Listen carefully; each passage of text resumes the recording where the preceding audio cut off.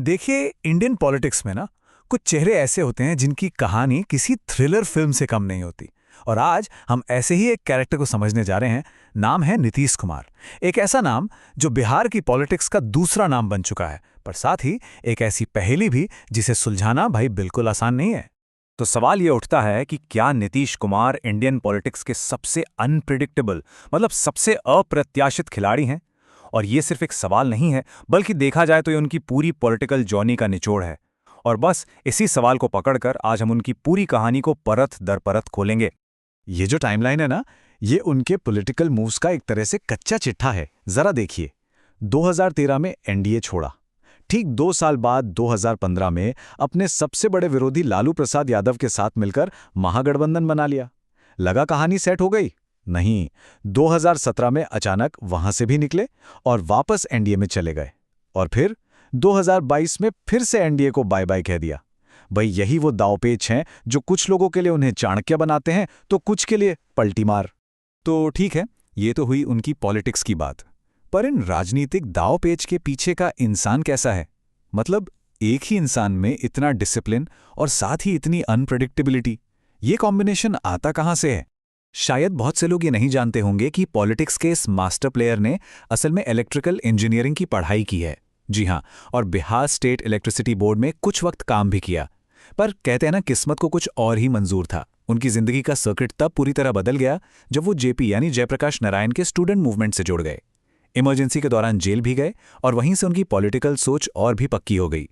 और तब से लेकर आज तक उनकी इमेज एक शांत, लो प्रोफाइल नेता की ही रही है। और यहीं पर उनकी पर्सनैलिटी का सबसे बड़ा कॉन्ट्रास्ट, सबसे बड़ा विरोधाभास सामने आता है। सोचिए, एक तरफ उनकी पर्सनल लाइफ है, एकदम सिंपल, डिसिप्लिन्ड, अपने परिवार को हमेशा लाइमलाइट से दूर रखने वाले, और फिर सिक्का पलटता है और आती है उनकी पॉलिटिकल लाइफ, जो कि कॉम्प्लेक्स गठबंधनों, हाई रिस्क फैसलों और सबको चौंका देने वाले मूव से भरी पड़ी है। मतलब एक ही इंसान जो पर्सनल लाइफ में इतना शांत है, वो पॉलिटिक्स के मैदान में उतरते ही एक शातिर स्ट्रेटेजिस्ट कैसे बन जाता है? तो ये तो हो गई उनकी पर्सनालिटी की बात। अब आते हैं उनके काम पर। वो काम जिसने उन्हें सुशासन बाबू का टाइटल दिलाया। बिहार के चीफ मिनिस्टर के तौर पर उनका जो लंबा कार्यकाल रहा, उसे कई लोग एरा ऑफ गुड गवर्नेंस यानी सुशासन का युग भी कहते हैं। देखिए, जब 2005 में नीतीश कुमार ने बिहार की कमान संभाली थी, तो उस वक्त स्टेट की पहचान जंगल राज से होती थी। तो जाहिर है उनकी पहली और सबसे बड़ी प्रायोरिटी थी लॉ एंड ऑर्डर को वापस पटरी पर लाना। और कहना पड़ेगा, उन्होंने इस इमेज को बदलने के लिए अपनी पूरी ताकत लगा दी और इसमें वो काफी हद तक कामयाब भी हुए। और उनके कुछ फैसले तो वाकई में गेम चेंजर साबित हुए। जैसे कि ये 50% पंचायतों यानी कि लोकल गवर्नमेंट में महिलाओं के लिए 50% का रिजर्वेशन। ये सिर्फ एक पॉलिसी नहीं थी, ये एक सोशल रेवोल्यूशन था। इस एक फैसले ने बिहार के गांव की पॉलिटिक्स में औरतों की आवाज को एक नई ताकत दे दी। और भी कई स्कीम्स थीं जो पूरे देश में फेमस हुईं, जैसे स्कूल जाने वाली लड़कियों को साइकिल देने की योजना। इसने लड़कियों का स्कूल ड्रॉप आउट रेट जबरदस्त तरीके से कम किया। फिर 2016 में शराबबंदी का फैसला। इस एक मूव ने उन्हें महिला वोटर्स के बीच बहुत पॉपुलर बना दिया। हालांकि इस पर आज भी डिबेट होती है कि इसका सोशल और इकोनॉमिक असर क्या रहा। और हाँ, सड़कों और बिजली जैसे बेसिक इंफ्रास्ट्रक्चर पर उनका फोकस, इसने तो सही में बिहार की तस्वीर ही बदल दी। तो अब देखिए, तस्वीर के दो पहलू हैं। एक तरफ हैं सुशासन बाबू, जिनकी एक विकास वाली इमेज है, और दूसरी तरफ है उनका बार बार गठबंधन बदलने का रिकॉर्ड।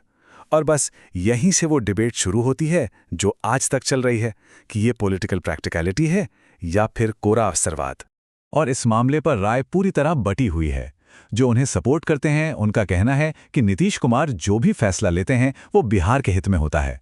वो एक किंग मेकर हैं जो स्टेट के फायदे के लिए स्ट्रेटेजिक मूव्स चलते हैं। वहीं दूसरी तरफ जो उनके आलोचक हैं वो इसे साफ साफ पॉलिटिकल अपॉर्चुनिज्म यानी मौका परस्ती कहते हैं। उनका तर्क है कि ये सारे फैसले सिर्फ और सिर्फ सीएम की कुर्सी बचाने के लिए होते हैं और इससे उनकी इमेज एक अनरिलायबल पार्टनर की बनती है। अच्छा, उनके काम करने का एक और तरीका है जो हमेशा चर्चा में रहता है। इसे कहते हैं ब्यूरोक्रेसी ड्रिवन गवर्नेंस। अब इसका सीधा सा मतलब ये है कि वो अपनी पॉलिसीज को लागू करवाने के लिए पॉलिटिकल नेताओं से ज्यादा सरकारी अफसरों यानी ब्यूरोक्रेट्स पर डिपेंड करते हैं। अब इसके भी दो पहलू हैं। कुछ लोग इसे एफिशिएंट एडमिनिस्ट्रेशन मानते हैं, तो वहीं क्रिटिक्स का कहना है कि इससे नेता और जनता के बीच में एक गैप आ जाता है।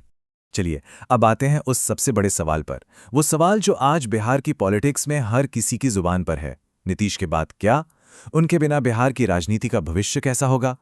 इस सवाल को समझने के लिए ये जानना जरूरी है कि पिछले करीब करीब 2 दशकों से बिहार की पॉलिटिक्स नीतीश कुमार के ही इर्द गिर्द घूमती रही है। वो उस सूरज की तरह रहे हैं जिसके चारों तरफ बाकी सारे ग्रह चक्कर काटते हैं। तो जाहिर है, जब वो नहीं होंगे तो एक बहुत बड़ा वैक्यूम, एक शून्य पैदा होगा जिसे भरना किसी के लिए भी आसान नहीं होगा। और इस वैक्यूम का असर कई लेवल्स पर देखने को मिलेगा। सबसे पहले तो उनकी अपनी पार्टी जेडीयू पर, जो पूरी तरह से उन्हीं का चेहरा है, वो कमजोर पड़ सकती है या शायद टूट भी जाए। फिर स्टेट में एक लीडरशिप का खालीपन आ जाएगा, जिससे नए लीडर्स को उभरने का मौका मिलेगा। गठबंधन पॉलिटिक्स की पूरी शतरंज की बिसात ही दोबारा बिछानी पड़ेगी। और हाँ, उनकी जो सिग्नेचर स्कीम्स हैं, उनका क्या होगा, इस पर भी एक बड़ा क्वेश्चन मार्क लग जाएगा। और इस खालीपन को भरने की दौड़ भी शुरू हो चुकी है। अगली पीढ़ी के नेता तैयार हो रहे हैं। इनमें तेजस्वी यादव और सम्राट चौधरी जैसे नाम फिलहाल सबसे आगे चल रहे हैं, और इन्हीं के कंधों पर शायद बिहार की पॉलिटिक्स को एक नई डायरेक्शन देने की जिम्मेदारी आएगी। तो सब कुछ समेटकर आखिर में सवाल वहीं आकर टिकता है कि नीतीश कुमार की लेगेसी क्या होगी, इतिहास उन्हें कैसे याद रखेगा। और सच कहूं तो यही सवाल नीतीश कुमार की पूरी कहानी को इतना कॉम्प्लेक्स और इतना फैसिनेटिंग बनाता है। क्या इतिहास उन्हें बिहार को मॉडर्नाइज करने वाले और जंगल राज से मुक्ति दिलाने वाले लीडर के तौर पर याद रखेगा, या फिर उन्हें एक ऐसे अल्टीमेट पॉलिटिकल सर्वाइवर के तौर पर जाना जाएगा जो सत्ता में बने रहने की कला का उस्ताद था? शायद उनकी असली विरासत इन दोनों के कहीं बीच में है, और इसका फाइनल जजमेंट वो तो आने वाला वक्त और इतिहास ही करेगा।